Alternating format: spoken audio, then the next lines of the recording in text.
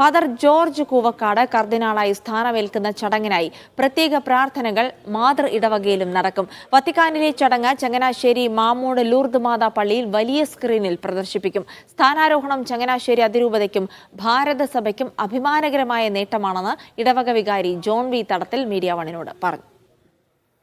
നിയുക്ത കർദിനാൾ ജോർജ് കൂവക്കാടിന്റെ സ്ഥാനാരോഹണ ചടങ്ങുകൾ കാണുന്നതിനായി പ്രാർത്ഥനയോടെ കാത്തിരിക്കുകയാണ് അദ്ദേഹത്തിന്റെ മാതൃ ഇടവക.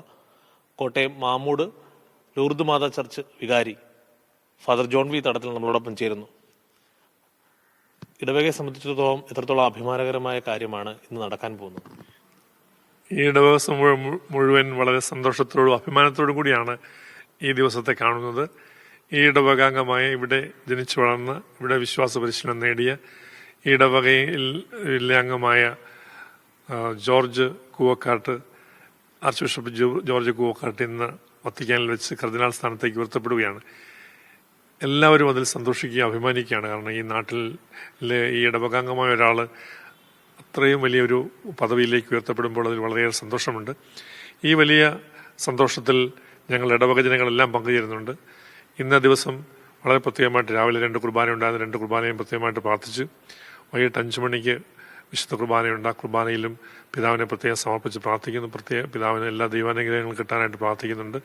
അതുപോലെ തന്നെ വൈകുന്നേരം 7 മണി മുതൽ ഇവിടെ വലിയ സ്ക്രീനിൽ ദേവാലയത്തിൽ വെച്ച് തന്നെ ആളുകൾക്ക് വത്തിക്കാനിലെ ദിവ്യകർമ്മങ്ങൾ നേരിട്ട് ഒന്നിച്ച് കാണാനായിട്ട് ഉള്ള സംവിധാനം ഇവിടെ ദേവാലയത്തിൽ ഒരുക്കുന്നുണ്ട്. അപ്പം പള്ളിയിൽ വന്ന് എല്ലാവർക്കും കൂടെ ഒന്നിച്ച് ആ വത്തിക്കാനിലെ കർമ്മങ്ങൾ പ്രാർത്ഥനാപൂർവ്വം പങ്കുചേരാനായിട്ട് സാധിക്കാനുള്ള ക്രമീകരണങ്ങളും ചെയ്യുന്നുണ്ട്. ഈ ഇടവകയിലെ എല്ലാ കുടുംബങ്ങളും ഈ ദിവസങ്ങളിലെല്ലാം പ്രാർത്ഥനാപൂർവ്വം ഈ ദിവസത്തിന് വേണ്ടി ഒരുങ്ങുകയായിരുന്നു. അതിൻ്റെ പരിസമാപ്തിയാണ് ഇന്ന്.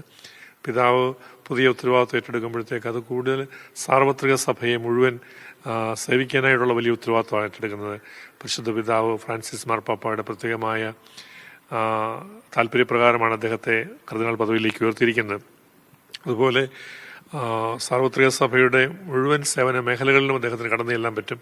പ്രത്യേകിച്ച് മാർപ്പാപ്പയുടെ ഏറ്റവും അടുത്ത് നിൽക്കുന്ന ഒരാളെന്ന രീതിയിൽ മാർപ്പാപ്പയുടെ തീരുമാനങ്ങളെയും പ്രവർത്തനങ്ങളെയും ഒക്കെ അടുത്തറിയാനും അദ്ദേഹത്തിൻ്റെതായ അഭിപ്രായങ്ങൾ പറയാനും ചുറ്റുപാടും നടക്കുന്ന കാര്യങ്ങളെയൊക്കെ വിലയിരുത്തി പിതാവിൻ്റെ ശ്രദ്ധയിൽപ്പെടുത്തുവാനും ഒക്കെയുള്ള ഉത്തരവാദിത്വം അദ്ദേഹത്തിനുണ്ട്. മാതൃക ഇടവകയിൽ നിന്ന് എത്ര അംഗങ്ങളാണ് വത്തിക്കാനിലേക്ക് ചടങ്ങുകൾ പങ്കെടുക്കാൻ പോയിരിക്കുന്നത്? ഇതിന്റെ മാതാപിതാക്കളും ഒപ്പം പോയിട്ടില്ലേ? ഇവിടെ ആർച്ച് ബിഷപ്പ് ജോർജ് കൂവക്കാട്ടിൻ്റെ മാതാപിതാക്കളും കുടുംബാംഗങ്ങളും പ്രിയപ്പെട്ട എല്ലാവരുമായി 30-ലേറെ ആൾക്കാർ കുടുംബത്തിൽ നിന്ന് പോയിട്ടുണ്ട്.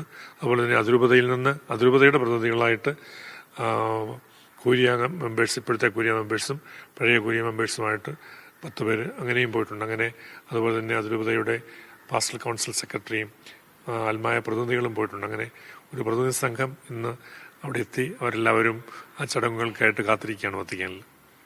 എന്തായാലും സഭയെ സംബന്ധിച്ചിടത്തോളം ഏറ്റവും അനുഗ്രഹപൂർണ്ണവും അതോടൊപ്പം അഭിമാനകരവുമായ ചടങ്ങാണ് നടക്കാൻ പോകുന്നത്. എന്തായാലും ഡിസംബർ 21-ന് സ്ഥാനാരോഹണത്തിന് ശേഷം ജോർജ് കൂവക്കാട് ചങ്ങനാശ്ശേരിയിൽ മടങ്ങിയെത്തുന്നുണ്ട്. അന്ന് അതിരൂപതയുടെ നേതൃത്വത്തിൽ വിപുലമായ സ്വീകരണ പരിപാടിയും ഒരുക്കിയിട്ടുണ്ട്.